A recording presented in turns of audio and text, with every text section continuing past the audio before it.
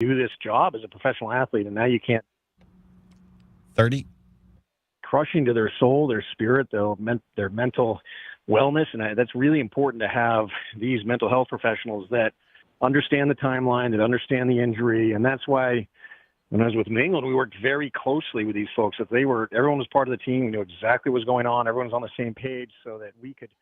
KCUE Tucson, a Cumulus media station. This season, Jed Fish will lead the Wildcats into battle, and the only place to hear the game, Wildcats Radio 1290. Bear down, Wildcats fans. This is the Meridian Wealth Management pregame show on Wildcats Radio 1290. Brought to you by Meridian Wealth Management. Wealth well managed, life well lived. This is the home of the Arizona Wildcats, Wildcats Radio 1290.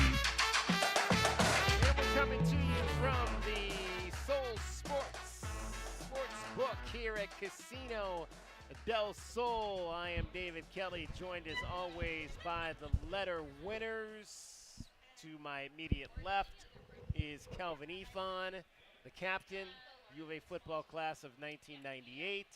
And we've got Glenn Howell, the tight end, U of A 1985. It is the Arizona Wildcats and the Stanford Cardinal this afternoon in Palo Alto.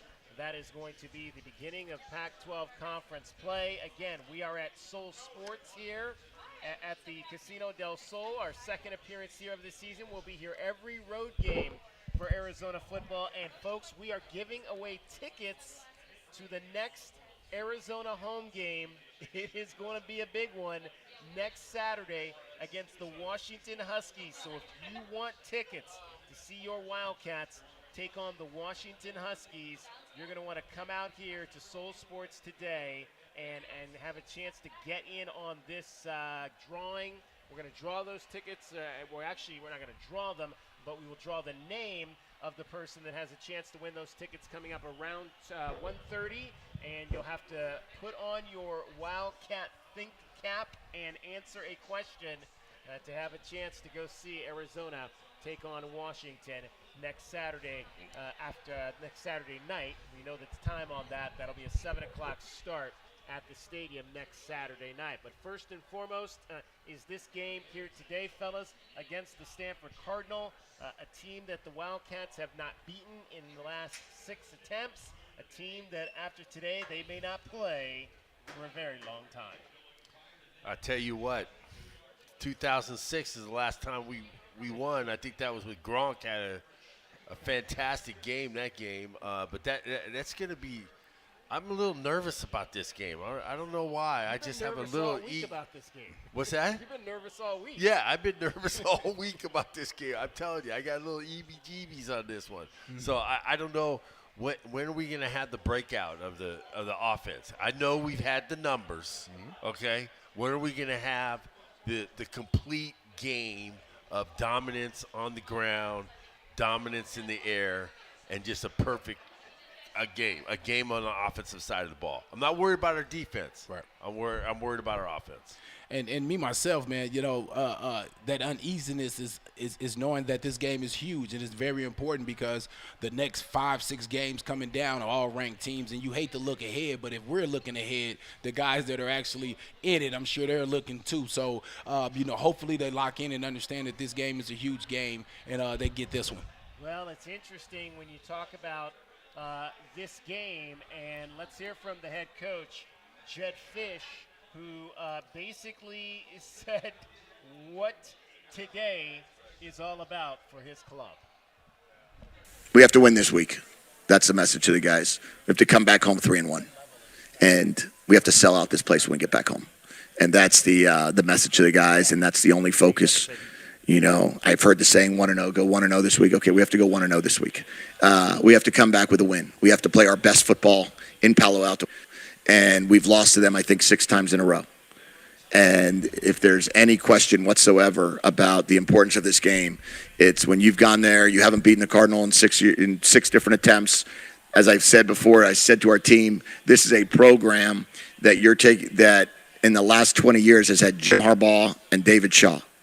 And this program has been established and built to win, and we have to expect them to come back and give us their best shot. We got to give them our best shot. Guys, No, that's really loud. Guys, the Wildcats, in terms of Stanford, I mean, you talk about the Stanford Cardinal, that is a team that is not that long removed from being really, really good. You know, my boy Blake Martinez, years ago, not that long ago, he played in 3 Rose Bowls. Stanford went to the Rose Bowl like 3 years in a row. Yeah. So they used to dominate the Pac-12. So, you know, they're not too far removed. As Jed is absolutely right. They're not too far removed from being one of the best in the conference, where they were just dominating everybody. But, you know, they're on different times right now. It's different times right now. So it's we have to be able to go into this game and expect to win and play like we're supposed to play. You know, a great offense and an improving defense. And this is what I believe. They have to watch out because Stanford, this is a big game for them. This is a game that they believe they can win. Again, they haven't beat them in a while. These guys have had nothing but success versus Arizona. So Arizona better not overlook these guys because that would be the game that Stanford could use to help galvanize their season. And them coming off of a loss to Sacramento State, man, that's just not good. Yeah. At home, they have a game against Sacramento State. Their former coach, their current coach was the coach of that team last year. And they lost to them, Sacramento State. Sacramento State is a good football program. It is a good football program. He left it in good hands, obviously, and they beat Stanford. All right, it is the Wildcats and the Stanford Cardinal. Let's dive into our first look at this afternoon's game. It's time to take our first look at today's game. Brought to you by the Window Depot. Lowest prices and biggest inventory. Shop thewindow.depot.com. All right, we mentioned 6 straight losses for the Wildcats to Stanford, but 1-2 the Cardinal come in under new head coach Troy Taylor. You're going to hear from him later on in today's program. It is a sad day around this game, this game in particular, in that Buddy Tevens passed away earlier this week. A coach at Dartmouth, longtime coach there, coached at Stanford, was the first coach to give Jed Fish an opportunity in this game when he was coaching down in Florida under Steve Spurrier. And Jed this week talked about Buddy Tevens and what the coach meant to him. A really important person in my life. It was a very sad situation for us that occurred, for me, for my family, and for really the coaching profession. I was a student assistant at the University of Florida. Not many people were giving me much of an opportunity, and Coach Tevens did that. He did that for me. I wound up becoming very close with him, spent 3 years with him at Florida, ended up babysitting his kids on road trips early on, and I really want to send my condolences to Kirsten, little Buddy, and Lindsay, and their families. Our friendship never ended. We were close throughout. Obviously, it was a tragic accident that occurred a few months ago in St. Augustine. But I just wanted to wish the best at Dartmouth football moving forward. Coach McCorkle and I were GAs together. He's now the active head coach there. Coach Shula is a good friend of mine and one of Buddy's best friends. He's also on the staff. And I think there's a lot of irony involved of going to Stanford this weekend, where Buddy used to be the head football coach.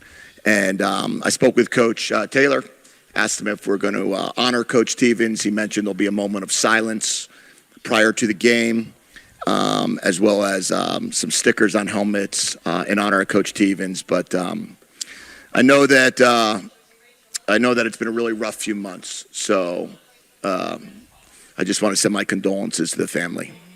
What's your fondest memory of Coach Tevens? Oh, there's many, because he was an interesting guy. My fondest memory, in a good way, was he said we were going to redo Coach Spurrier's playbook. Coach Spurrier's playbook was all handwritten, and it was never done on a computer. And he said, well, this is going to be our task. We're going to do it together.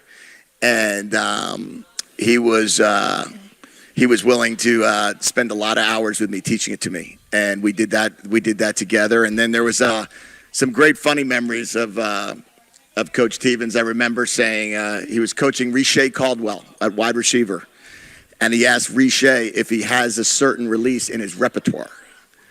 And all the wide receivers looked at Coach Buddy at the same time, and they're like, repertoire? And he just started laughing, and he's like, yeah, I better use some other language. But he never did. He always spoke in that Dartmouth education never went away for Coach Stevens, and he was just a fantastic person. Well, and just to kind of give you the lineage of Buddy Stevens at Stanford, we mentioned Jack Elway, the great coach and father of John Elway, coached there in the mid-'80s, and then Dennis Green, the legendary Dennis Green came in after that. Then Tyrone Willingham replaced Dennis Green, and then Buddy Stevens came in and coached the Stanford Cardinal 2002, 2003, and 2004. He was between Tyrone Willingham and Walt Harris. Of course, Walt Harris was there for 2 years, and then we mentioned Jim Harbaugh and David Shaw thereafter. So it was a struggle at Stanford for Buddy Stevens, 10-23, didn't have a lot of success there, but just a great football mind coming up in that Florida lineage under Steve Spurrier, and a guy, obviously, as you can see, who touched a lot of lives in this industry. Yeah, and it's a tragic way the way he passed away. It's a bicycle accident. Right? Yeah. Yeah, so it's just tragic that he went so early. Probably he's enjoying his retirement, and just starting out his next life, and it's really tragic.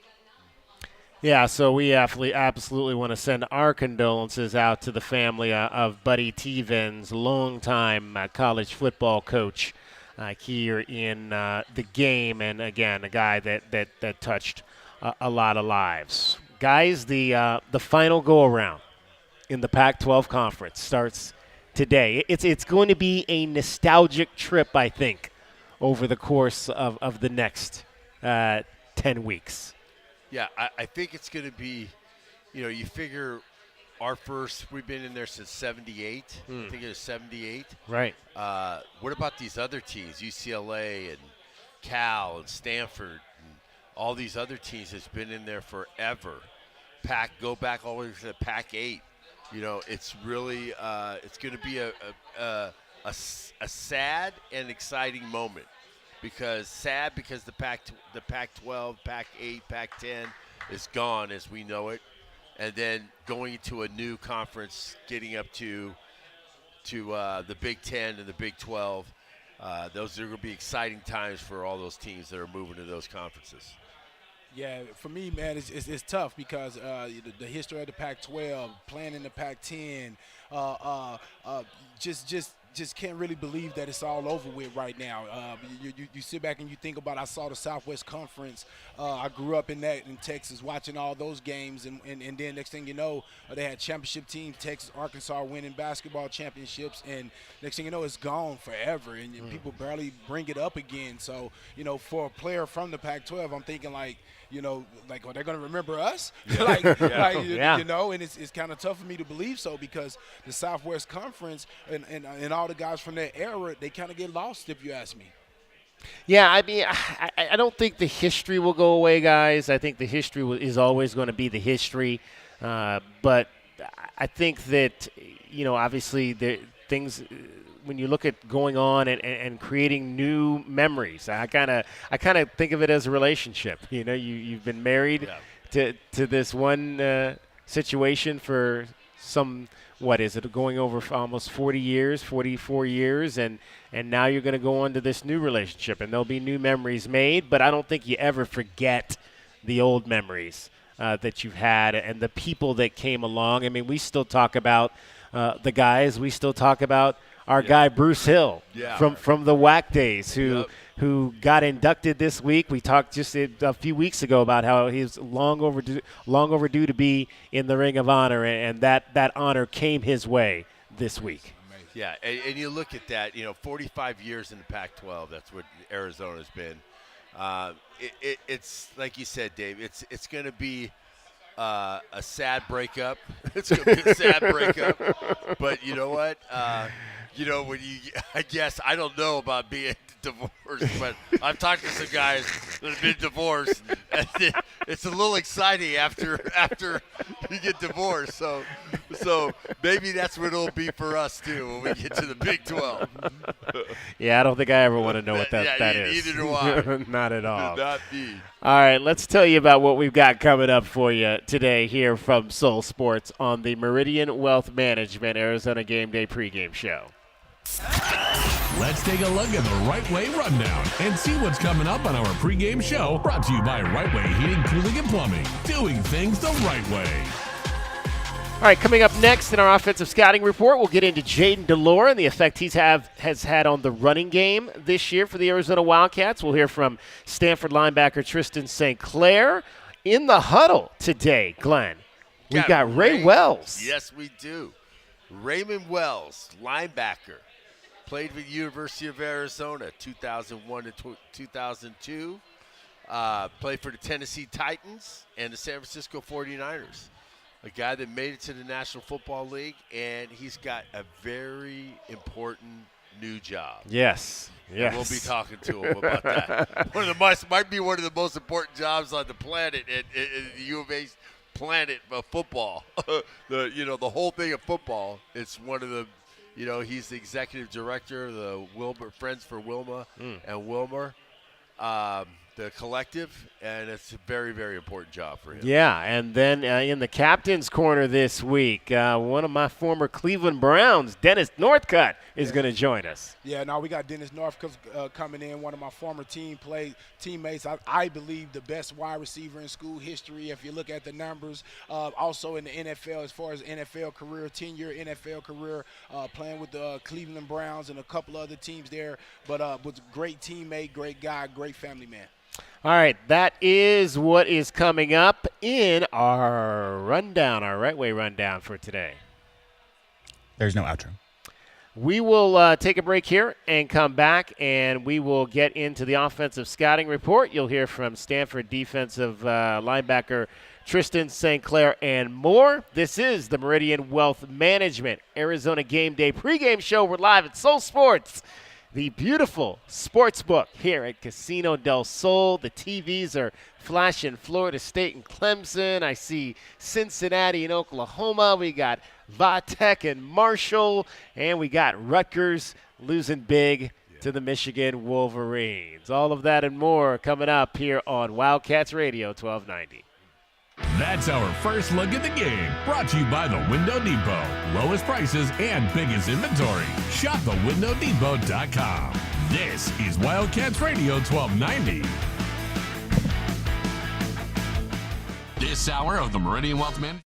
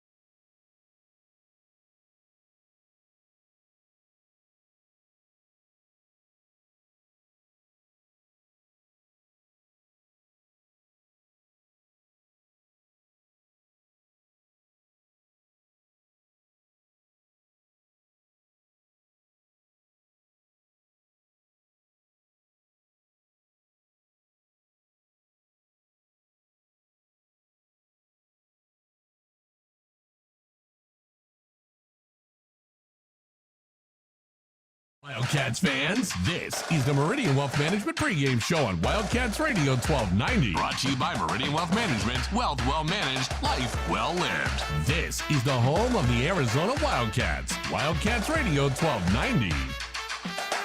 Coming to you live from Soul Sports here in the Casino del Sol. It's the sports book here, and I am David Kelly, joined by the letter winners. To my immediate left again, we've got Kelvin Ifan, 1998, Glenn Howell, 1985. Head on out to the Soul Sports book here today. $3.75 beer of the month happening this afternoon here for college football. You've got Corona bottles for $3.75, and then on draft, Dos Equis Lager, Dos Equis Amber, both of those for $3.75 today here at Soul Sports while you watch your college football.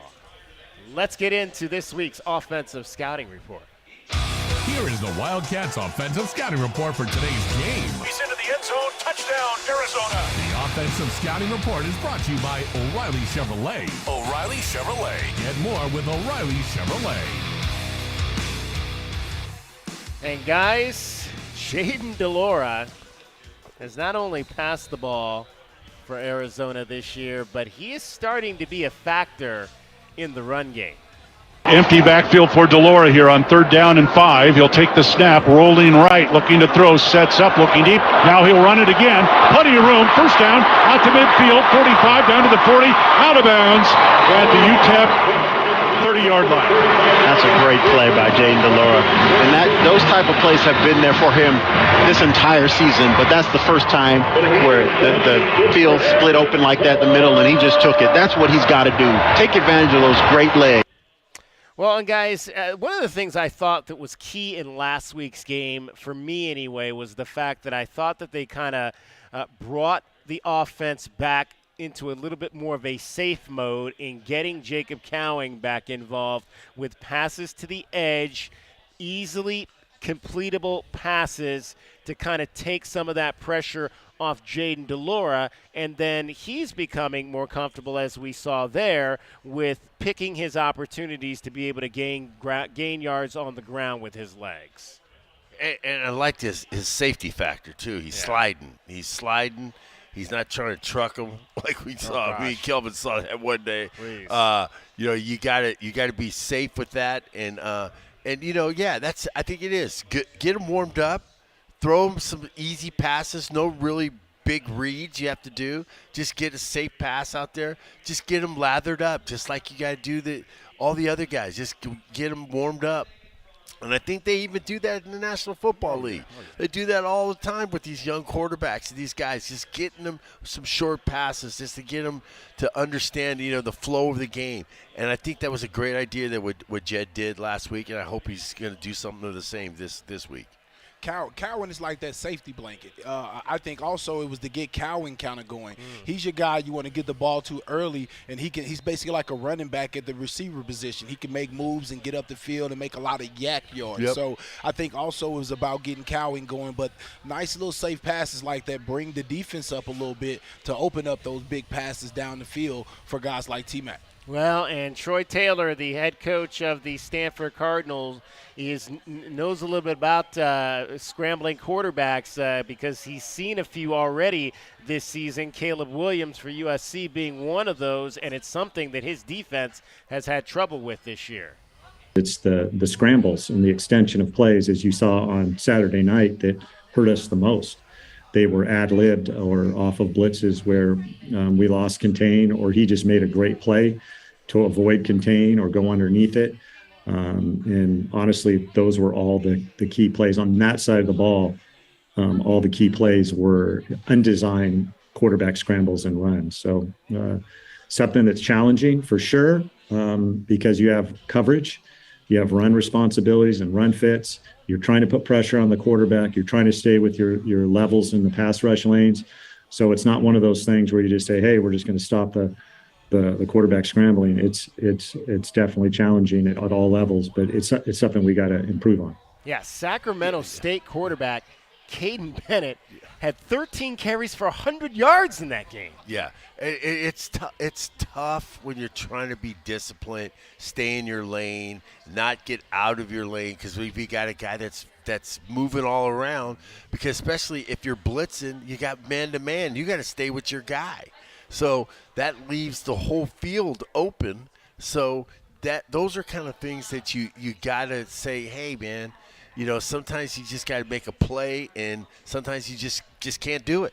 You just can't do it. And when I'm listening to Coach talk, to me that's a double-edged sword, because you think about it, he's played these teams already. So guess what? They've had great practice getting ready for the next quarterback that tries that, right? Guys are losing playing time and jobs, so they're going to be looking for the scrambling quarterback. They're going to be looking for an opportunity to get an interception or a deflection for an interception. So we'll love to see Delora with some of those early timing passes to kind of get it playing right, because once you've played against a team like a guy like Caleb Williams in USC and the Sacramento State and their quarterback, the way they play, you're kind of ready. So I just hope the guys don't look at that. I hope Delora don't look at that and say I can extend plays and make things happen, because that could end up being a problem today. Well, Jaden right now the second leading rusher on this team. 15 carries, 124 yards, averaging 8 yards every time that he runs the football. Brennan Carroll this week saying that when Jaden runs the football, he's taking smart chances. Jaden's ability to use his feet and create plays is pretty special, and when he get those opportunities to get out there and really stress the defense out, I mean, good things can happen. Bad things could happen too. So I thought he had a great mind for the game and understanding what we wanted to get done. And he took chances, but he took smart chances. He took chances in places where it was safe to do so, and he wasn't putting the ball in jeopardy, which obviously led to better performance by him. So we'll obviously keep encouraging and keep coaching and keep working with him just to make sure he can continue to do those things, because he's been special when he does them. That is Brennan Carroll, the offensive coordinator for your Arizona Wildcats. Cats and Stanford Cardinal today at Palo Alto. We want to remind you that we are live from live from Soul Sports here, and it is the Meridian Wealth Management pregame show, also brought to you by Dave & Buster's, the best place to eat, drink, and play while watching tonight's game between the Wildcats and the Stanford Cardinal. All right, one of the young men we're going to see on the defensive side of the ball for the Stanford Cardinal today, they've got a lot of legacy kids on this team. And I'm talking about not only, they've got legacy kids of kids whose dads played at Stanford. They even have a legacy kid whose dad is in the NFL Hall of Fame by the name of Emmitt Smith. Right. E.J. Smith is a running back on this Stanford ball club. But let's hear from Tristan St. Clair, inside linebacker in his fifth year. He is a three-time All-Pac-12 All-Academic player and one of the key pieces inside of Troy Taylor's defense. All right, a few minutes with Tristan St. Clair, linebacker for the Stanford Cardinal. And Tristan, a new era with head coach Troy Taylor. Early impressions? It's been really fun so far, I'd say. I'm really grateful to have the opportunity to be back under his new coaching staff, and I'm just super grateful. I think it's been really, really fun so far, and I think that we've adapted really quickly and bought in quick to this new staff. Now, your background is interesting. Your dad went to Stanford. Your mom went to Cal. How did they meet? I think the story goes is that they actually met at a Cal-Stanford wedding. Oh, wow. Yeah, so it's kind of it sounds like it's kind of a common thing, I guess. You've got a lot of cross rivalries in your family. How does that go down at family functions? Yeah, I think everyone's cool. Everyone plays it off cool, but it kind of depends on the person. So my mom will wear Stanford gear at the big game. My sister is she's younger, so she's like still got the spirit going stronger. So she'll wear her Cal stuff, but then she'll wear a little bit of Stanford for me as well. So it just depends on the person. Tristan St. Clair, linebacker for the Stanford Cardinal, is joining us now. I read this, that you built your first computer in the 6th grade. How long did that take? Yeah, this question's funny. I mean, I guess it's like it's more common than you think, I guess. It was like a gaming PC, and so I went over to the store and bought all the parts. So you buy like a motherboard, a CPU, GPU, RAM, and all that stuff, and you kind of have to do some research about what fits with what and what works, and then throw it together. So was it a specific game that you were trying to build it to play, or just to be able to play a bunch of games? Just to be able to play a bunch of games. I see. Yeah. I see. Well, that's interesting. Have you gone on to do more of that? Is that kind of what your background is in computers and whatnot? Yeah. So for the computer science degree, it's more so focused on software. I've taken you can take different routes with it, but that's like more like the systems route and like the low level computing stuff. And I've stuck to more high level stuff. So I do some like web development, some back end, like they call it full stack engineering. Wow. Okay, that's way above my head. Way above. So let's talk about that. Stanford, being a student at Stanford, what are the challenges in that? I think that there's challenges that student athletes face across the board. Managing class, managing practice, income. Everything combined is tough. Stanford's really no different than anywhere else. We just have that name behind it. But trying to figure out when to study, when to meet with your coaches and all that stuff is the challenge. Tristan St. Clair, linebacker for the Stanford Cardinals, joining us. Are there a lot of you guys on the team that had dads that played for Stanford football? Yeah, there's actually a good amount of legacies, I would say. For me, it was just growing up, because I'm from the Bay Area, so my dad has season tickets. Oh, wow. So I went to almost every game as a kid, every home game, and we had a tailgate and everything. So as a little kid, it was kind of just the dream to be here one day, and I looked up to a lot of old players and great teams that played here. So it was easy for me to know where I wanted to go. So who was that Cardinal when you were a kid going up to games? Who was that Cardinal that you absolutely just loved watching? I think one of the biggest ones was probably Shane Scove, because that was right, those Rose Bowl years, and man, what a great player. Just his timing and his physicality, and he was just an exciting guy to watch. And that was probably one of the first names I was, memorizing and knowing who he was and watching him every play. So Stanford linebacker Tristan St. Clair joining us. What do you think of all these top quarterbacks in the conference? The Heisman Trophy winner, Caleb Williams, Jaden Delore at Arizona. You've got Cameron Ward up at Washington State, and Michael Penix. I mean, the list just is endless. Yeah, the Pac-12. The Pac-12 is really special. It's just a lot of good players. Sometimes we don't get the credit, I think, nationwide that we deserve. But it's tough when everyone's beating each other in the Pac-12, and it's a really tough conference to play in. And these guys are really special. Any of those guys from the northern side that you've played against that you just walked away and saying, man, that guy's he's legit. He's a dude. I think Bo Nix was a really good player. He took off on us a few times, and he's faster than people give him credit for. So that guy is pretty solid. What's your favorite moment in this game, whether it was Pee-wee, high school, college? What's your favorite moment? That's a great question. I think the first time I ran out the Stanford Tunnel was pretty special. Just the dream come true and the realization that I was really there and really doing that. Things I had thought about since I was, 5, 6, 7 years old. So that was really special for me. All right, so when you are not playing and you go to see another Stanford sporting event, who's the one athlete that's a classmate of yours that you absolutely want to go see perform? That's a great question. One of my boys is Spencer Jones on the basketball team, and he's a shooter, total stud, so I like watching him play. He's a great basketball player. Tristan St. Clair, appreciate your time. Thank you so much. I appreciate having me on. Tristan St. Clair, guys, Stanford inside linebacker, built his own computer.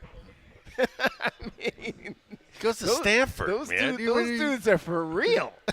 He goes to Stanford. So what do you expect, DK? Come on, man. I wasn't building any computers. I couldn't even understand. I took one computer class in college, and I had no idea what they were talking about. And he's building computers. Yeah.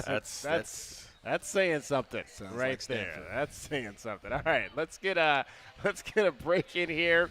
When we come back, we're going to go in the huddle with Hal and Ray Wells, U of A linebacker from the 2002 class. This is the Meridian Wealth Management Arizona Game Day pregame show. We're live here at Soul Sports. Come on out, $3.75 beer of the month, Corona bottles, and Dos Equis Lager and Dos Equis Amber while you're watching your college football here today. with Kelvin Efon and Glenn Howe. I'm David Kelly. You're listening to Wildcats Radio 1290. That's the Wildcats Offensive Scouting Report. The Offensive Scouting Report is brought to you by O'Reilly Chevrolet. O'Reilly Chevrolet, get more with O'Reilly Chevrolet. Bear down, Wildcats fans. This is the Meridian Wealth Management pregame show on Wildcats Radio 1290. Brought to you by Meridian Wealth Management. Wealth well managed, life well lived. This is the home of the Arizona Wildcats. Wildcats Radio 1290. KCUB2.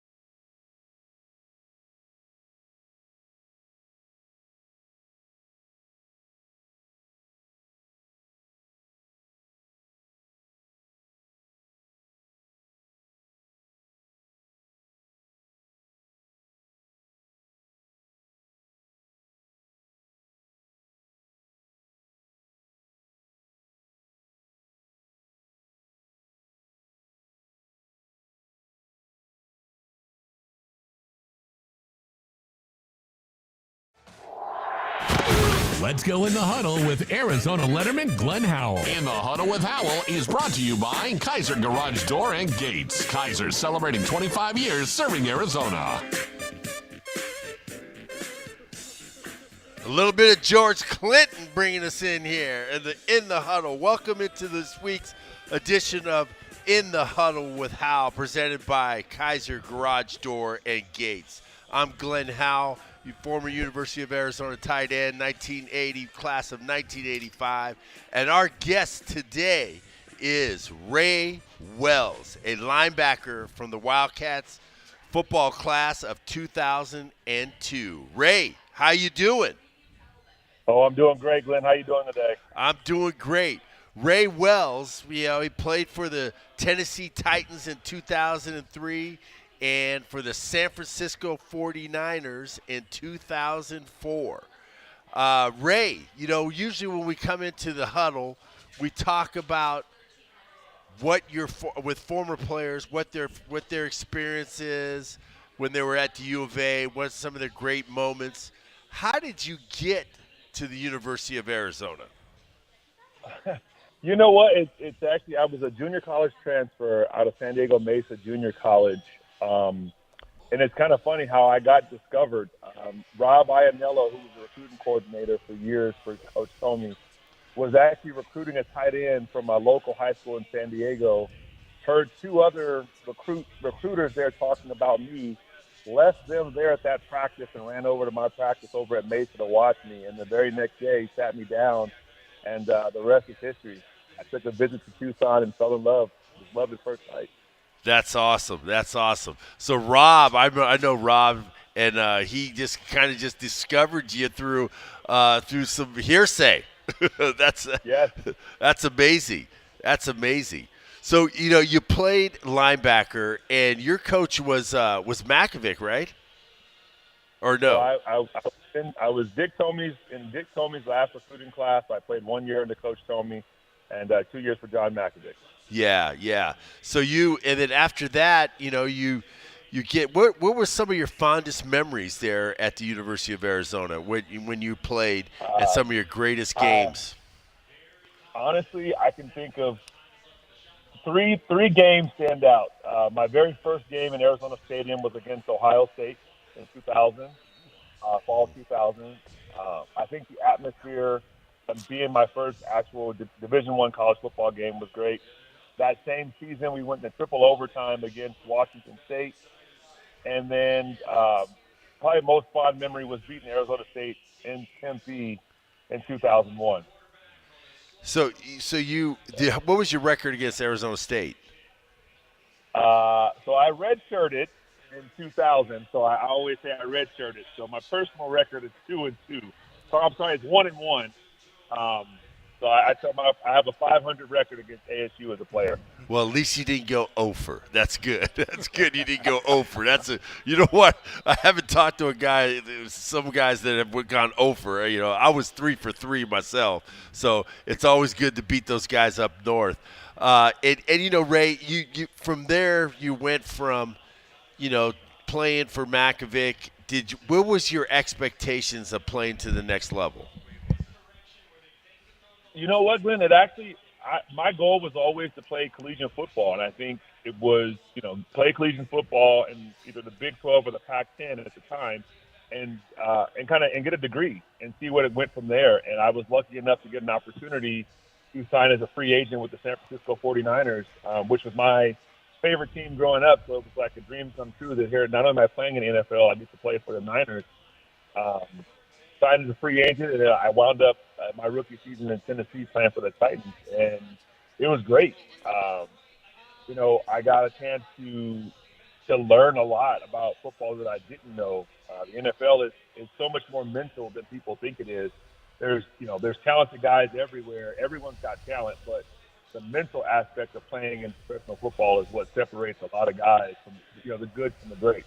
Yeah, and you sometimes you see some of the guys that are mental that weren't really that physical, and they still make it. Oh, yeah. And they make it, because I saw some of those guys when I was with the Raiders in training camp. I saw some. I go, man, this guy made the team. I'm like, but he was more mental as far as, remembering his plays and not making mistakes and things like that. So when you finally decided that you're not going to play football anymore, tell us what you've been doing since that time. Like I know I looked at your resume. You've gone to a couple jobs and stuff, but I think the job that you presently have is one of the best, most important job that you could have at the University of Arizona football. I think is what you have presently right now. I have been told that my current job, is actually really important. So since my time has been over, I've really worked in and out of sports and around sports. I worked for the University of Arizona Athletics Department, whether alumni relations or as a fundraiser for 6 years. But my job now is executive director of the NIL collective, Desert Takeover, and also Friends of Wilbur and Wilma. Desert Takeover is our football collective. Friends of Wilbur and Wilma is our Olympic sports NIL collective for Arizona Athletics. So, and my primary functions there is fundraising, corporate partnerships, community partnerships, and student-athlete engagements and activations within the public in the Tucson community. So Ray, now tell us about what should people know about this Wilbur and Wilma, the collective, and the Desert Takeover. Tell us how they can contribute, how they can make things better for student athletes at the University of Arizona. And it's just not just big donors; it's also small donors. Also, how do they do that? You know what? I think that's probably one of the biggest things is our student athletes. They earn any compensation they have from their NIL through community service work. And so giving to our collective is also giving to the Tucson community. Our student athletes this summer, just in June and July, completed nearly 400 hours of community service work in the community that they earn compensation for. And so for anyone who wants to get involved, you can go to deserttakeover.com. You can sign up and become a member. You can do a tax-deductible gift, a one-time tax-deductible gift. And one of the cool things we're doing right now for those people that want to get involved, if they don't necessarily have a lot of money, is we have a Pledge Per campaign going right now where you can pledge even $1. You can pledge $1 for every touchdown the Wildcats score, for sacks, and for wins. And, I mean, you can do $1 anywhere you want. It's any denomination of cash that you want. So you say, I want to do $1. Hey, I want to do $1,000 per win. Let's have the Wildcats go out there and get as many wins as possible. And it's up to the particular donor. And you can find that also on deserttakeover.com. We're talking to University of Arizona linebacker Ray Wells, class of 2002, is our guest in the huddle with Hal. He is the executive director of the Friends of Wilbur and Wilma, and it is brought to you by Kaiser Garage Door and Gates. Kaiser, celebrating 25 years of serving Arizona. Ray, you talk about, how they could just, they could do any kind of way they want to contribute. Do they want to do every reception, anything like that they could do? Can they design their own donation? So if someone wanted to do a specific donation, and say you wanted to have a student athlete work with your business or something like that, that's absolutely available. If you wanted a student athlete to host your kid or come to their birthday party, those things are also available.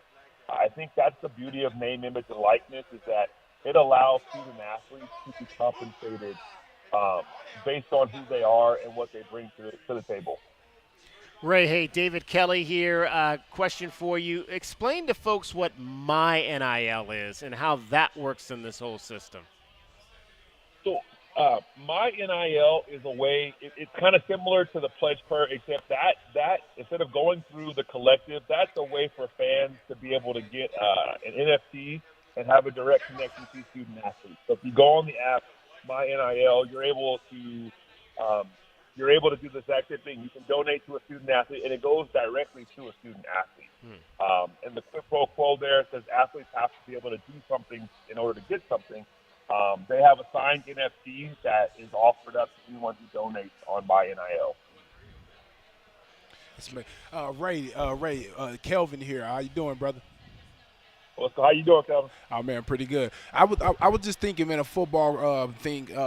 You were a linebacker here, and we've struggled with defense and we struggled with linebackers for a while here. Is that odd to you coming here? Did you know about the linebacker tradition before you got here, and just what's your overall thoughts of the defense? Definitely knew about the tradition. I mean, going all the way back to Ricky Hundley, Lamont, and then you kind of bring it forward. Desert Storm, you look at those guys. And then even the 98 Holiday Bowl team, San Diego, I was actually at that 98 Holiday Bowl.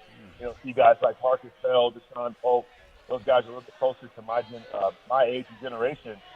And, you know, what's happened the last couple of years, I think we've had pieces on defense.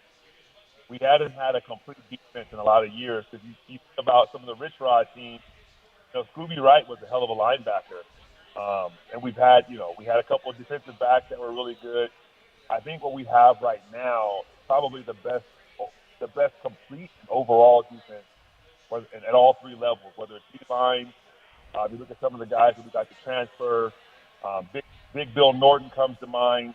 At the second level, you look at someone like Justin Flo. And in the secondary, I think we got some returners and a lot of skill in the secondary. And you add a coach like Dwayne Aquina, who's now helping out and coaching the secondary. And I think, you know, the defense is starting to round into a really good unit and something that I think we'll be able to win games with defense versus defense being a liability. Ray, what's impressive to you about Jacob Manu considering his size as a linebacker? You know what? As an undersized linebacker myself, I tell everyone I'm 6'1". That's not what I measured out when the NFL. You weren't undersized, boy. You're pretty big, man. I was going to say. I mean, as a college linebacker at 6'1", 230, I think one of the things I love about Jacob is he gets to the ball. He just gets to the football. He finds the ball no matter where it is, and he's got a motor. And I think that's what you want from the guy that's in the middle of your defense. And then you look at Justin Flo, same deal, same type. But I think he's got a leadership quality to him to be able to get guys to rally and keep everybody kind of hyped up. But he is definitely an engine on the defense. We're talking to U of A linebacker Ray Wells, class of 2002, is our guest in the huddle with Hal, brought to you by Kaiser Garage Doors and Gates. Kaiser, celebrating 25 years of serving Arizona. Kelvin, you got another question for him. Well, that's what I was going to bring up, Justin Flo, and watching him coming out there and, you know, kind of having to take a back seat in the first game, but then establishing himself in the next two games. Yeah, I was just wanted to know what was your thoughts of him, and he started to, you know, say a little bit about it there. You know what? I thought this spring I had a chance to get to know Justin a lot. We just did some of the NIL engagements that we've done, get out and watch practice. And he just, you know what, the guy loves football. You know, I said, hey, why Tucson? Why'd you come here? He's like, Ray, he's like, I know it's coming. I know it's happening here, and I want to be a part of that. I want to be a part of the turnaround, and I know we can do it. And it's rare that you meet a guy that he's got a lot of swag to him off the field, but when he's on the field, he's just like Mr. Football, and he's a great football player. And I think that was what we were missing, is having more guys that were football first and everything else second. And he's definitely a football first guy. Yeah, he is, man. You see that passion, man. You know, at first he was you know, coming up with the characters and stuff, and I was like, no, just be you, bro. Right? You know. So, but you know, getting a chance to see him getting out there and play and being a thumper, because to me, you always need a guy on your defense that guys want to kind of avoid a little bit and have to think about. And I think he's making himself that guy. Absolutely. So, Ray, you look at our defense, it just got better up the middle. We got so much better up the middle of the defense, and it reflects in our run defense right now. You see this. Ray, we got a couple minutes here. I just want to tell me what your typical day is at Wilbur and Wilma, the collective. Tell me what your typical day is. So, you know what? No 2 days are the same. I would say, you know, typically I'm on campus, usually meeting. I liaise with the athletic department. and the football staff to make sure where everybody understands what's going on. Just kind of an informational deal. We do that once a week. I meet with student athletes, make sure they're good to go. They understand if they have any engagements or any obligations that they need to fulfill. And then other than that, it's just trying to find partners in the Tucson community or reaching out to donors, whether that be to cultivate new donors or making sure that I'm taking care of the donors that we have. And so it's I'll give you an example. Wednesday, I played golf with a donor. I drove up to Phoenix, played golf with a donor. I left that, went to a lunch with a donor. I drove back to Tucson. I was on a phone call with a donor driving home. And then once I got back home, I had just enough time to shower and go meet another donor for a cocktail hour. So that's, and that was more of a partnership. That was a local law firm that we're trying to partner with. And then that's a typical day. The day before that, I was kind of similar, and I finished at practice. Wednesday, I was at practice. We had the Tucson Wildcats youth football team out at practice to meet some of the players and have an autograph session with the players. And I left there and went to Union House. Wow. So see if we can work with partner with Union House and Grant, see if we can do something there. Yeah, so you got a busy schedule, man. And, Ray, we appreciate you coming in.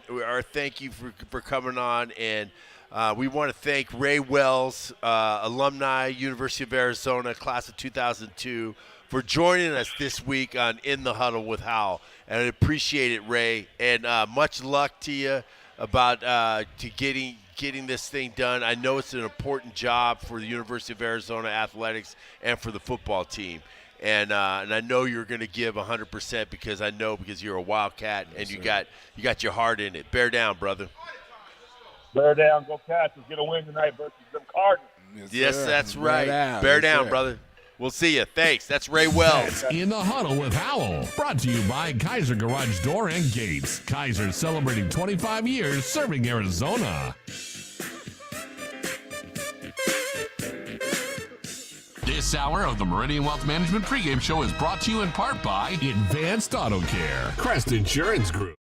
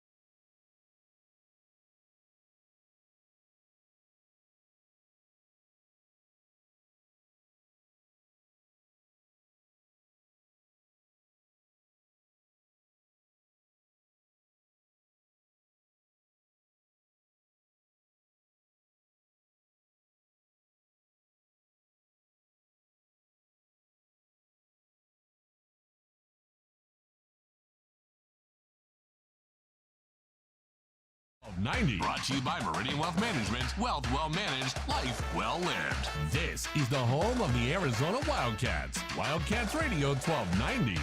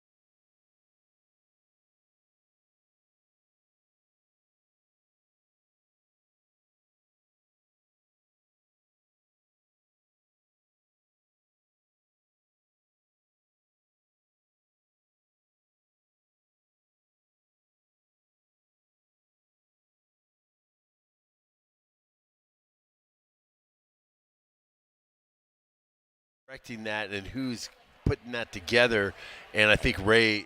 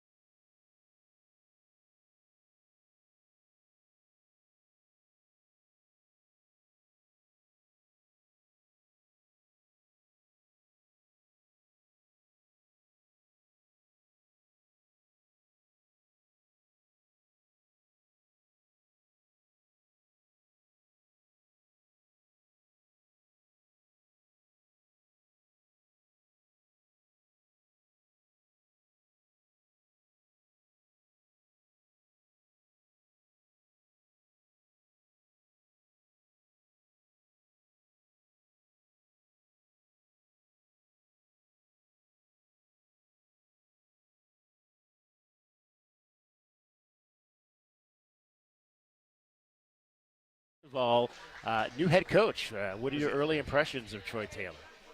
Where's an awesome guy. He's an awesome leader, a guy you want to play for. He left a first impression from the first meeting that we had. Just first of all, he implemented what he wants the culture to be within our program right away. And he talked about that more than anything in our first meeting. And that really just set the stone. He wants to build a culture around love and gratefulness, which is, unique for a college football program. And understanding that building that culture around love is not always going to be, all sunshines and rainbows, but it's going to be tough love at times too. And just having that respect for each other. And then he started talking about football, and you could just see the competitive fire in his voice and his eyes. And you're like, right then and there, I was like, wow, I can't wait to play for this guy. So. Now, your dad played football at Stanford. Your mom and sister played volleyball at Stanford. So you're a legacy. Yeah. What does that mean to you? Yeah, I guess you could say that. No, it's awesome. Growing up, obviously both my parents being alumni and playing sports at Stanford, I grew up going to volleyball games and football games, and, we'd go up for a game once a year. And it's always been a dream school of mine. And I took the recruiting process slow and weighed out my options. But in the back of the head, I always knew that, this was the place for me. And it just really got a home feeling from being on campus and just being around. But it is a dream come true, and it's pretty special for me to be able to follow in the footsteps of, my parents and my sister. And I'm lucky and blessed to be in the situation I am today. Your father played for the great Jack Elway. Does he ever tell stories about that? Here and there a little bit. Yeah, he did play for Coach Elway, and he had a great experience, but he'll tell a couple of stories. None off the top of my head that stand out, but yeah. So what is, I guess, obviously you guys, this program is not that far removed from being one of the top programs in the Pac-12. So how quickly you guys think you can get back to that? Yeah, there's been so many great players in teams before that have really set the standard and tradition of what, Stanford football can be and what it should be. And we're really excited at the opportunity to try to get back to that as soon as possible. In this new day and age, it can happen as soon as a year, 2 years, but like Coach Taylor says, winners don't focus on winning. They don't talk about winning. They don't think about it. They just do it. And they focus on the every day at hand. And at the end of the day, we're not focused on 5-6 games down, how many wins we're going to get. We're just focused on one game at a time and really just one day at a time and just going from there. And I think that's the best way to, really go about this and just go about life in general. And that's one of the great life lessons I've learned from Coach Taylor so far. Give me a scouting report of John Humphreys. A scouting report of John Humphreys. Yeah, I just say I'm a gritty player, competitive. I feel like I have obviously length and sneaky speed, and my route running ability and able to beat one-on-one coverage. I feel pretty confident in to be any man coverage, and yeah, a guy you should watch out for. Give me a wide receiver that I guess you feel like your game is modeled after.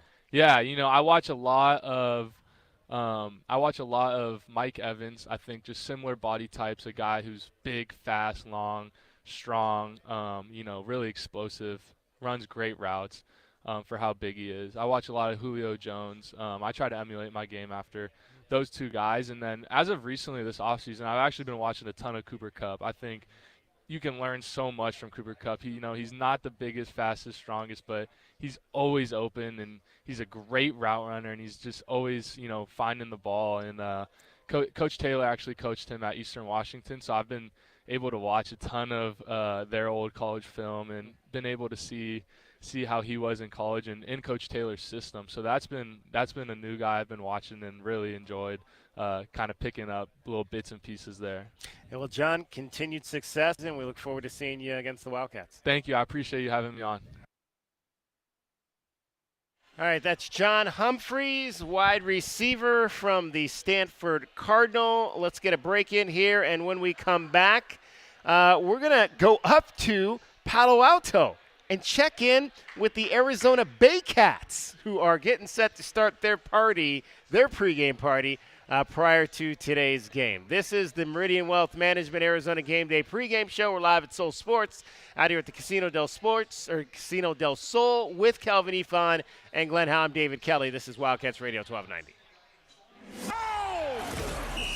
And that's a look at the Wildcats' defensive scouting report for today's game. Left to throw. Here comes the rush again. He's sacked by Jacob Manu. This is Arizona football on Wildcats Radio 1290. This hour of the Meridian Wealth Management pregame show is brought to you in part by Blue Whale Car Wash, Caruso's Italian Restaurant, Cool Willie's Air and Plumbing, The Diamond.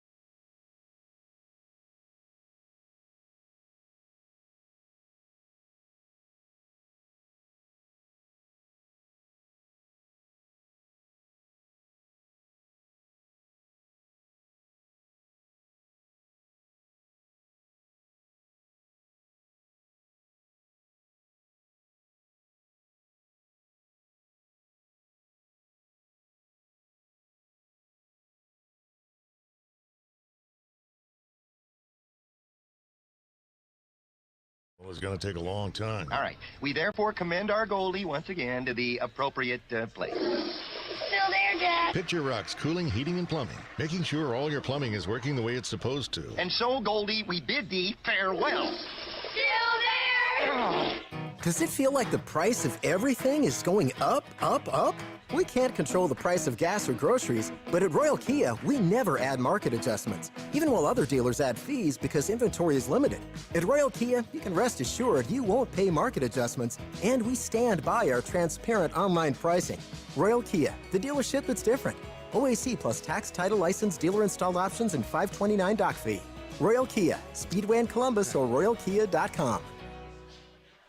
Here's an important message from University Termite and Pest Control. The weather is getting cooler here, and so rodents will be seeking alternative housing. Do you need a professional? Call University Termite and Pest Control, 886-4146. They've been serving Tucson since 1974. You can be assured University Termite and Pest Control will keep you pest-free using the most responsible products and application methods. 28 school districts, 3 hospitals, 2 colleges, 1 university, and thousands of homeowners trust University Termite and Pest Control. You can too. Call University Termite and Pest Control today at 886-4146 or go to bepestfree.com.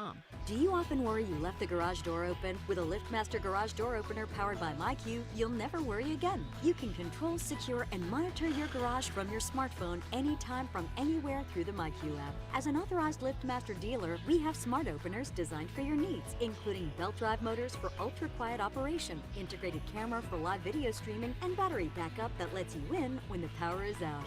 Kaiser Garage Doors and Gates is your authorized local LiftMaster dealer. Visit KaiserDoor.com for more information. True Wildcat fans know that when you're looking for the best place to watch all the big games on big screens, drinking cold beer and having the best food, all paths lead to Desert Diamond. Bet on your Wildcats and all your favorite teams 24/7 on our easy-to-use kiosks. Come chill on our comfy couches and build your best bet at Arizona's best bet, the Desert Diamond Sportsbook and Bar. An enterprise of the Thana Autumn Nation. Problem gambling? Call 1-800-GAMBLER. Desert Diamond Casino is licensed in Arizona. What do you mean, trenchless? Means no trench. But it's the sewer line. And they did it without ruining my yard. The yard we're standing in? The very same. I don't know if I trust that. I trust that because I trust them. Them? Hey, DK. Yeah. We need a right way. Do you want me to fire it out of this intro? Sure. Okay, we'll do. to installation to trenchless sewer replacement. Turn to Tucson's most trusted plumber. When your plumbing's in trouble, call Ram on the double. Online at bestplumbertucson.com. Bear down, Wildcats fans. This is the Meridian Wealth Management pregame show on Wildcats Radio 1290. Brought to you by Meridian Wealth Management. Wealth well managed, life well lived. This is the home of the Arizona Wildcats. Wildcats Radio 1290.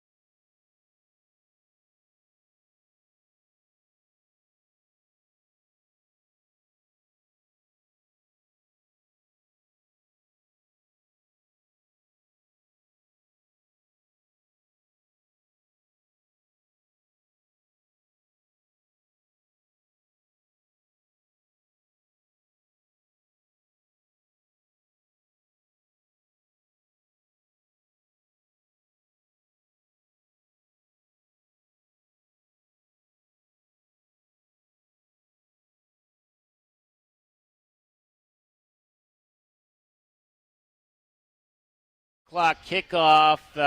The Bay Cats. That is what they are known by, the Arizona Bay Cats. They are the University of Arizona Alumni Club of the Bay Area, and we are pleased to be joined by the president of that club, Stephanie Pang, a U of A class of 1997. Their hashtag is Bay Area is Wildcat Country. And Stephanie, first of all, we appreciate you taking some time to join us. What do you guys got planned today for around the game? Hi, David. Great to be here. We are actually having a pregame event at the patio in Palo Alto this afternoon from 1 to 3 p.m., and we're actually expecting a big turnout both there and at the game. So we have not beat Stanford here in a while and can't wait to take down the ugly tree on our way out of the Pac-12 conference. Well, you mentioned that. On our way out of the Pac-12 conference, we've been talking all week that this might be the last trip for Arizona football to the Bay Area, and we don't know when the next trip will be. How is that playing within your club in terms of the fact that obviously the Pac-12 is no more? There are so many alums that came to school from Northern California to Tucson and look forward to seeing their teams out in the Bay Area, whether it's football annually or whether it's men's basketball or women's basketball. How is this all sitting with alums up in Northern California? Yeah, some of us are excited about going to the Big 12. We understand it was necessary, but we're one of the largest alumni chapters outside the state of Arizona, and to be honest, we're pretty bummed because we love supporting U of A sports when they come up to play Stanford and Cal. We attend football, both men's and women's basketball games, and if you look back at some of our past videos on social media, we are known for turning Haas Pavilion in Berkeley and Maples Pavilion in Stanford into hashtag McHale Bay Area. So we are really disappointed that we won't be able to continue this tradition. Yeah, I mean that's going to be tough. I guess. What do you from? I'm sure you guys do recruiting events too, or you talk to students, prospective students. I'm sure in that area who want to know about the University of Arizona. How do you think this is going to affect kids in the Bay Area choosing to go to the University of Arizona? And I guess the question I'm asking is how much does sports matter from that standpoint, that maybe a kid would choose to go somewhere else to go to school rather than maybe going to the University of Arizona? Yeah, well, one of the things that we do besides, getting alums connected in the Bay Area is that we also volunteer and raise money for scholarships to fund supporting students who are headed from Northern California to U of A. And so every year we go through essays that students from here write, to apply for the scholarships. And I have to say that one of the things that we continually see is that they've seen U of A play, and they're huge Arizona Wildcats fans. People mention basketball all the time, Lute Olson, the legacy, and now Tommy Lloyd. So I'm very interested to see how that's really going to affect us when it comes to scholarship time and application from students here heading to Tucson. Stephanie Pang joining us. She is the president of the Arizona Bay Cats. They will be on hand today to cheer on the University of Arizona. You graduated, Stephanie, in 1997. Oh, yes. I like to tell everybody that my graduation gift is the national championship from Coach Olson and the team. So I'm very proud. College of Education. All right, College of Education. You are a teacher. You're giving back. Tell us a little bit about where you teach and the students you impact daily. I teach at Hayward Unified School District here in the East Bay, and I'm a preschool special ed teacher. My classroom is decorated in U of A swag, so they all know where I went to school. Well, Hayward, that's my partner Glenn Howe here. He's a Hayward High School graduate, so I'm sure that he is happy to hear that you are giving back to his community where he learned life before coming down to actually play football here at the University of Arizona. Stephanie, what do you guys have planned? You guys have stuff planned later in the year. What are some of the events you guys have going on later on throughout the rest of this academic year? Well, we just got the schedule for Cal and Stanford, where that's, again, probably our last basketball game. with the men's team for a while, and unfortunately, it's at the very end of the year during the holiday season. So we're still hoping to get together, but as far as I know, a lot of people are actually going to be out of town. So we're very, very disappointed at the scheduling, but we're hoping that the women's team will come at a better time, and so we're definitely going to be planning a pregame and getting group tickets to go support Coach Adia Barnes.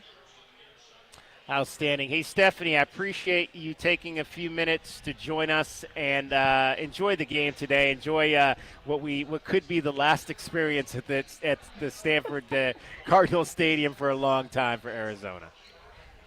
Yes, thank you.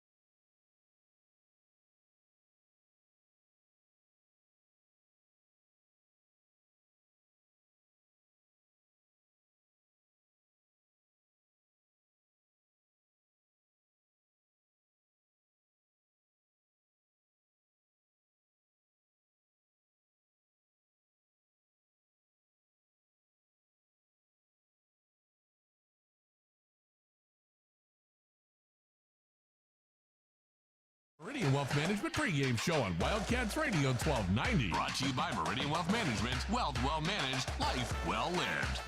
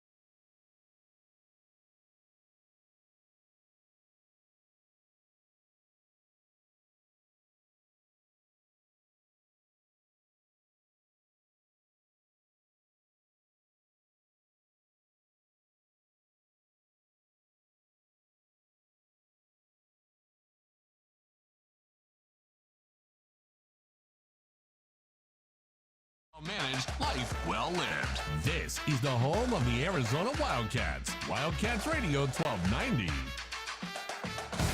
Gather up, Wildcats fans. It's time to hear from our captain. It's time for our pregame speech. The Captain's Corner is brought to you by Ram Plumbing. When your plumbing is in trouble, call Ram on the double. And now, here is the captain, Kelvin Ifan. Welcome into this week's edition of the Captain's Corner, presented by Ram Plumbing. I'm Kelvin Efun. Our guest today is Captain Dennis Northcutt, a wide receiver from the class of 1999 here at the U of A. Dennis, how you been doing, man? I'm doing good. What's going on, Kelvin? Oh, man, excited to have you on, man. I just think it's important. I say all the time, I say Dennis Northcutt is the best receiver in Arizona history, playing here and I think also NFL career. I know you were the second highest drafted Arizona offensive skill player in Arizona history. So, been making just been doing amazing things just from day one. I remember, if I'm not wrong, your freshman year, didn't you have an interception, a punt return, and also a rushing touchdown and a receiving touchdown? Yes, I did, man. I said, thank you, man. I appreciate it, man. But, when you surround it, I come from the area, there's no I in team. Yes, you get individual accolades and you move on, you do your own individual thing. I get that. But I had a strong foundation, and it was built off a team first. My Pop Warner coaches, and they never gave out MVPs or none of those trophies. And when they took that away, we started winning championships in the Pop Warner League because we wasn't worried about – it didn't matter who scored or who did what. It was all about the individual effort to put forward for the team. So having guys like you, Trung, Chief, OJ, everybody on the team, Deshaun and Chris McAllister, that was a team, man. We had some players, and that's what allowed us to be successful. And, the individual effort, that was me training and wanting to be the best for my teammates. And so everything else just came with it. You're going to get the individual accolades when you put team first and you put hard work and dedication. So, I'm happy, man. I appreciate that, man, coming from you because you was the heart and soul of our team. So, I appreciate that from you. But, man, you made me step my game up and train hard and want to help my guys and my teammates out. Oh, yeah, man. No, it wasn't nothing but a pleasure, man. I always go back and think about it. Every time I look at one of my touchdown dances or even one of your touchdown dances, we had a little dance that we always did together, And man, I was so proud of you of your NFL career that you had. I knew you was going to do amazing things. I had tell me a little bit about what you've been doing, man. I know you've been, with your kids. I know you guys a couple basketball players, man. Tell us a little bit about what's been going on with the family. Man, literally, you called at the perfect time, 10 seconds before I got the phone call. And I knew this would probably happen. The game was just over. My son's basketball game. He's just going to high school. He's averaging a triple-double. Same foundation I was built on. He's a bigger version of me. But, I didn't have a father. So what I'm able to give, that's why what I'm able to give him is what I didn't have also. I've been there, done that. It's just a foundation. It's just a foundation. How to work, how to approach the game, how to be a professional, how to study film. Just do the little things right. If you have any athletic ability and brains, then you're going to be successful in life. So that's what I'm about, man. It just, right now it's about my kids, man. It's just getting them right and setting a foundation for life. It's not just sports. It's setting a foundation for life and understand that, academics come first before the athletics part. So they're taking care of their business. I'm proud of them, man, but that's what I'm doing, just being a father. Oh, yeah, man. They got a great example of you because everything that you described is Dennis Northcutt. It is Northcutt. So, I see through social media and different things, I see they on that path. And as you said, it's all about that. And trust me, I see them putting in that work. Man, Dennis, can you believe it's 25 years of our 12-1 anniversary? It's 25 years later, man. Yeah, tell me what comes to your mind when you think about that. Good Lord. When you're young, you can't see the future. You can't see yourself old. You can't see yourself getting older. I mean, and, I'm 45, and I still don't feel old yet. So I'm not old, like in my 50s, late 50s, where I'm like, oh, sure, I'm an old man. I can still move good. I'm still the same size as I was when I was in Arizona. So, but the 25 years, man, it's been a long time, man. But when you look in between, I guess I've been retired 14, 15 years now from the NFL, so that's crazy in itself. So, but with 25 years, man, it's been a long time. But that just say, on one hand, that's good, but on the other hand, that's bad because Arizona ain't been good since then. So, it's just 25 years or so the last time Arizona has really been, dominant to be good. So, I know they working and, they getting back to, trying to do what we did back then and provide their own foundation and their own role to success. And I know they got a lot of things in place, new stadium, new, coaches, everything. So I wish them the best of luck, man. Can't wait, man. It's nothing like being able to cheer for your old school, your old alma mater. So, just sitting back waiting, man. But 25 years, that's big, man. That's a long time. Yeah. No, I knew when we set that standard at 12-1, man. I knew that was gonna be tough to beat, man. You basically have to get into a Rose Bowl or a national championship, man, to be able to beat that. So I knew that was going to be tough. Dennis, tell us a little bit about who recruited you here to Arizona and why Arizona. Because I know a lot of you Dorsey, Long Beach, and I didn't say that earlier. He's an LA guy. From the LA, California kid. So a lot of times USC, I think I remember that was one of the schools that you kind of was, interested in coming out of school, but you ended up here at Arizona, and I'm lucky to be your teammate. Tell us a little bit about how you got recruited here and who recruited you. No, absolutely. Coming out, it was UCLA. I was going to go to UCLA, and I was basically signed, sealed, and delivered. I committed and everything. But what ended up happening is Terry Donahue resigned. And when Terry Donahue resigned, it opened my recruiting back up. So my last game in high school before the playoffs, I played against we played against USC. I played John Robinson from USC came to the game. I had 4 touchdowns, had a big game. And I was a running back then. I was a running back / cornerback safety. And so John Robinson, UCLA played the next day. They invited me out to the game. John Robinson put me in his office and said, man, I'm offering you a scholarship. You got talent. I want you here. So I'm like, okay, cool. He put Dennis Thurman, who's on Colorado staff. They put Dennis Thurman on, as my recruiting guy. And Dennis Thurman, he misses a house visit. My mama cooked dinner. He invites him to the house. He's coming. He want to recruit me. He misses that visit. He calls a couple days later, don't call or nothing, calls a couple days later, apologize. He comes, he asks could he make another visit. He misses again. Another visit. Oh, my God. Now, my mom was hot the first time, and I'm one of those. I'm not really tripping. So then when he finally talked to me, he said, look, man, to be honest, no, because John Robinson, I called John Robinson, and he was like, man, I'm so sorry. That's Dennis Thurman. I don't know what's going on. Let me talk to Dennis. Next thing you know, Dennis called me. He's like, man, look, I really think you're kind of small. I think you should just go to a JC, gray shirt. Don't start your time yet. And, we'll revisit this in a year or two. And I laughed and hung up on him. Like, you got me messed right. You got me messed up. I got all these schools wanting me. Like, you're crazy. All right.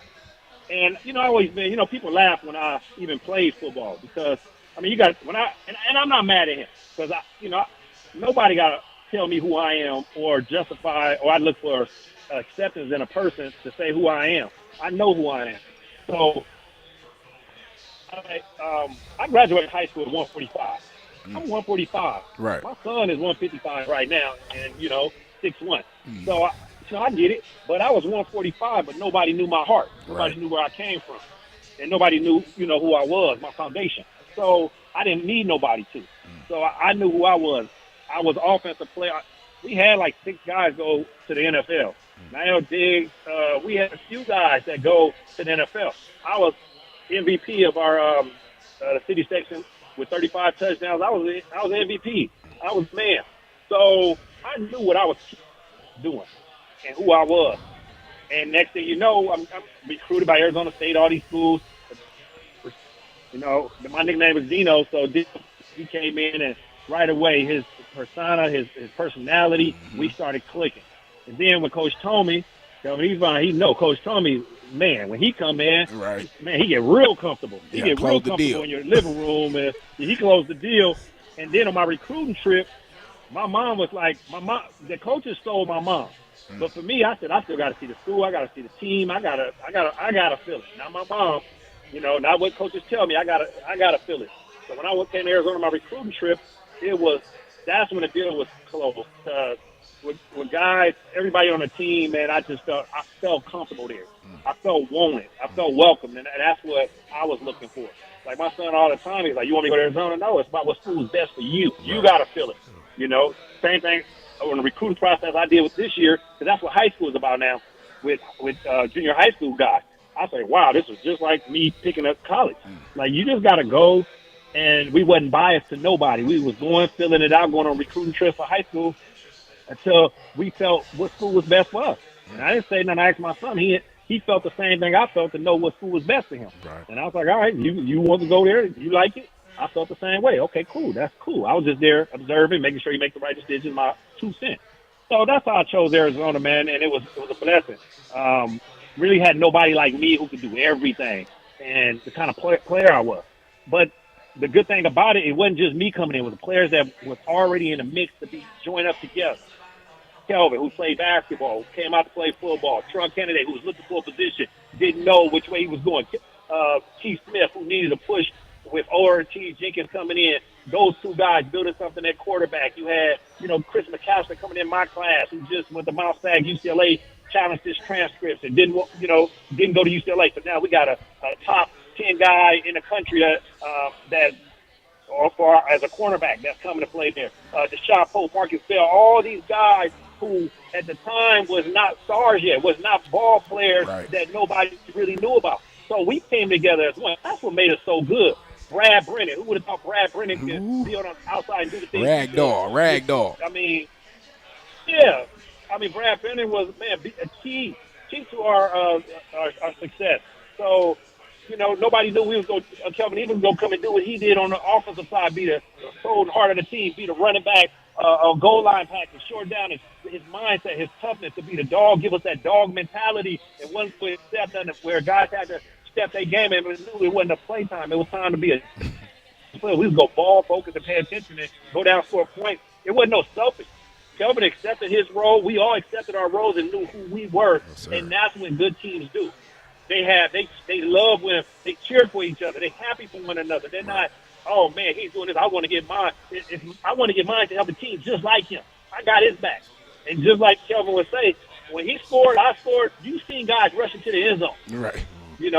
I knew when Trun hit it from the 20, I was gonna meet him in the end zone. I'm going 80 with him. I'm gonna go get him. I'm gonna go give me a corner. I'm gonna go get a safety. I'm gonna meet him at the end zone, make sure he gets there. And that's what success is about. Yes, sir. Like I teach my son now, he's averaging a triple-double. It's not about the points. Now that guys, these kids are spoiled. They think it's all about me, me, me, me. No, you make the best basketball play. You make the best basketball play. You do the little things right. You hustle. You make your teammates better. Make your team love to play with you and watch how it turn out. Everything will turn out the right way. You do it the right way. You work hard. We get up in the morning at 4:30 in the morning. Why? Because that's the time everybody's sleeping, and that's the time before school that we can train by ourselves. We beating the rush. We go to LA Fitness. We on the court by ourselves. Give us an hour before you go to school. Come back home, eat breakfast. They get a little 30-minute nap. Then you go to school and have practice, do everything he needs to do. But that's our time to get better. Get up, hit 500 shots, 300 shots, whatever we can do in an hour. Man. And work on a little thing. Man, so that's what it takes. I'm sitting here pumped up. Yeah, Dennis, we're man. getting ready to go.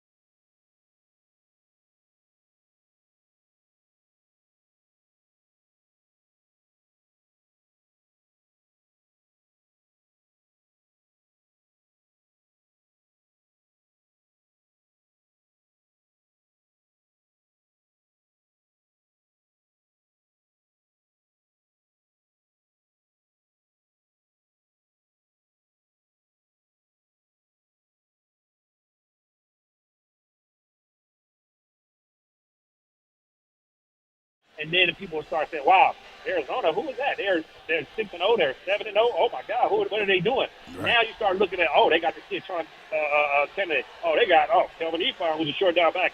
You got Dennis Northcutt. You got Brad Brennan. You got oh my Jeremy God, McDaniel. People sleep on Jeremy.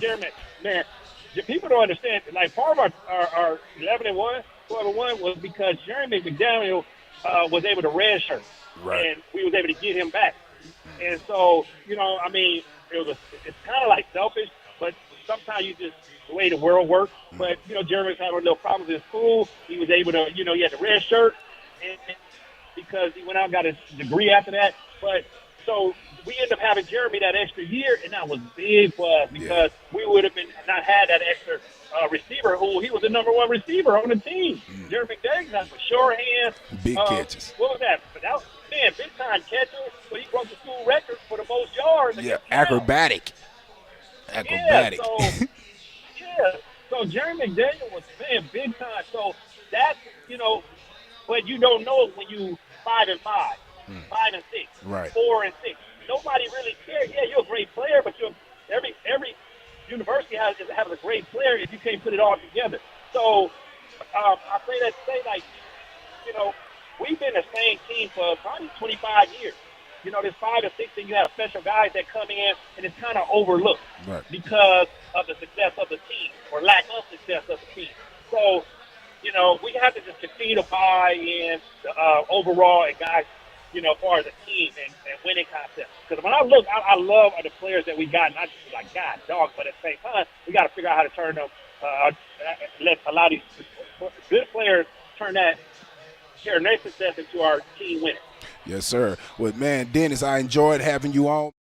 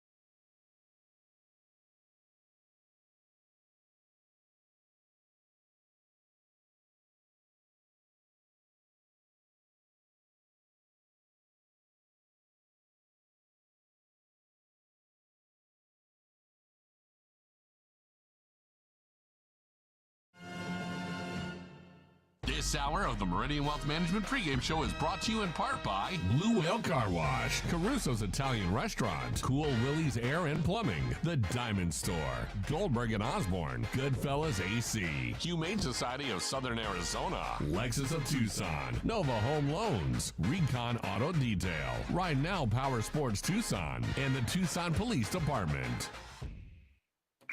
As a homeowner, you've probably seen some pretty bad plumbing problems. Yeah, I've seen a few. We've seen them all. All of them? Rams Plumbing kept entire buildings flowing. Businesses since 1983. Wow, so whatever happens to my house... We've seen it before, and we have the solution. Locally owned and operated Ram Plumbing is Tucson's most trusted plumber. Our team of licensed professionals can fix anything your home can dish out. When your plumbing's in trouble, call Ram on the double. Online at bestplumbertucson.com. There's only one place in Tucson where you can find unbeatable excitement, thrilling prizes, and next-level fun. Oh, where's that? I think you know. Desert Diamond Casinos. And this September and October, the sizzling hot action is nonstop. Tell me.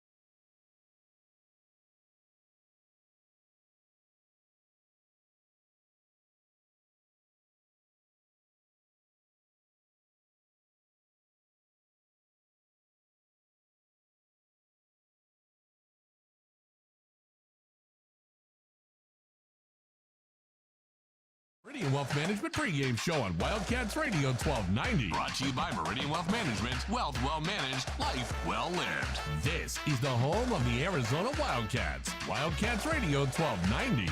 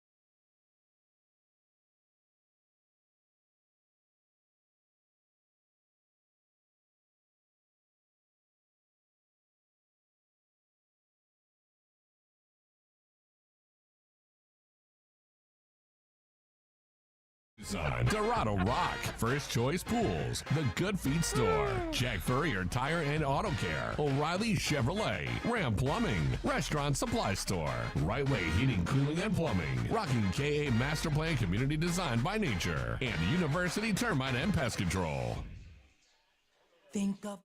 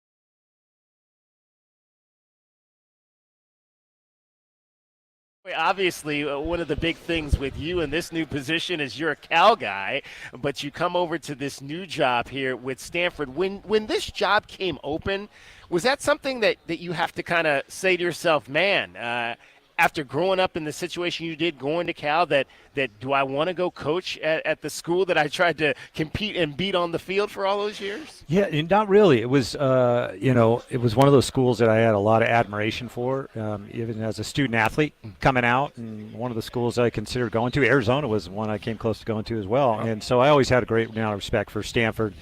And when the job came open, I was surprised a little bit. And then I was like, wow, that would be a great fit. Just kind of things I believe and what Stanford believes in, and location and all the potential that I think, that we have here. I was really excited about the possibility of having a chance at the job, and then it worked out. Now, you went to California a few years after the infamous multilateral game. Yeah. Did that play an effect on your choice and where you wanted to go to school, kind of seeing that whole thing and seeing, those two schools on a national stage like that? Not really in terms of any of those things. Just that the fact that Stanford and Cal were both great universities. They were, I'm from Sacramento, so, the location pretty close. Right. So Cal and Stanford were just two schools that I was interested in attending, and, chose Cal. But I was never one of those guys that had a hatred or anything for Stanford. It's really not that kind of rivalry. I think we want to beat each other both pretty badly, but I think there's a lot of respect there as well. You missed the first two big games because you were hurt. How frustrating was that for you not to be able to play in the biggest game of the year? Yeah, it was very frustrating. Yeah. Just kind of worked out that way. But it's a great rivalry in the Bay Area. It's a long rivalry, and people get pretty fired up about it, and as you know, with the ASU Arizona rivalry, those are fun things that people really get behind. But we've got a lot of football before we get to that game. No stranger to this conference. You spent a few years at Utah on Kyle Whittingham's staff. What did you kind of take away from him that's kind of gotten you to this position? Yeah, it was 2 years of really being able to learn. I always say that what I got out of that experience was the fact that if you have a system and whatever you believe in and you stick with it and you're consistent over a period of time, you're a pretty good shot at success. And so that's what they've been able to do. And for me, it was great as a guy that had just entered as a coach into the Pac-12 to see one of the best programs and how it's run. This is a program in Stanford that not too long ago was at the top of this conference. Yeah. What's it gonna take to get it back there? Obviously, we're in a new era with the way that the transfer portal works, and your university is not an easy university to just get students into. So how does that have to change for you guys to be able to compete more in that realm as well? Yeah, well, I think the Stanford appeal draw is still really strong, what we found this spring in recruiting. And so great student athletes want to go to Stanford. So we're having a lot of success in recruiting. So I think it starts with the recruiting, having good players and good coaches, and then working really hard, being creative, believing in one another, loving what you're doing. All of those things that we know make up great teams. Now, we will not be a team that transitions our roster. We're just not going to live in that world, and I don't want to live in that world. Yeah. I'd rather have the same players for 4 to 5 years, be able to develop them, get them better, and then develop a team culture that kind of believes in one another. And the only way you can have great team culture is if you're together for a while. So I really like how we're positioned. I know some people think we're at a disadvantage. I don't look at it that way at all. We will bring in some transfers. It just won't be very many. It'll just be a collective few. The rest of it for us is going to be built on great high school recruiting, bringing in incredible student athletes that we can attract from all over the country, getting them better every year, and then having a really good product on the field. Obviously, a lot of conversations about where we are with NIL. What changes would you like to see with that? You mean like over the landscape of college football? Exactly. I don't really, honestly, I really don't look at things like that. I mean, I just kind of see what's presented and being agile and adjust and try to find a way to be successful while staying within, the profile of what we are at Stanford, which we can be successful. We do have a collective like everybody else. This is college football's changed more in the past, 4 years than the prior 60 or 70 years. Yeah. So you just got to be able to adapt and adjust, see where it's going, and maintain who we are, and still be able to be really competitive and win championships, because that's the goal. That is the head coach of the Stanford Cardinal. His name is Troy Taylor. He is in his first season with the Cardinal up on the farm. Let's get a break in here, and when we come back, we will wrap things up here from Soul Sports as we take you close to kickoff in Palo Alto between the Cardinal and the Arizona Wildcats. We'll have our best bets and our keys to the game. This is the Meridian Wealth Management Arizona Game Day pregame show with Calvin Efon and Glenn Howe. I'm David Kelly. You're listening to Wildcats Radio 1290. Bear down, Wildcats fans. This is the Meridian Wealth Management pregame show on Wildcats Radio 1290. Brought to you by Meridian Wealth Management. Wealth well managed, life well lived. This is the home of the Arizona Wildcats. Wildcats Radio 1290.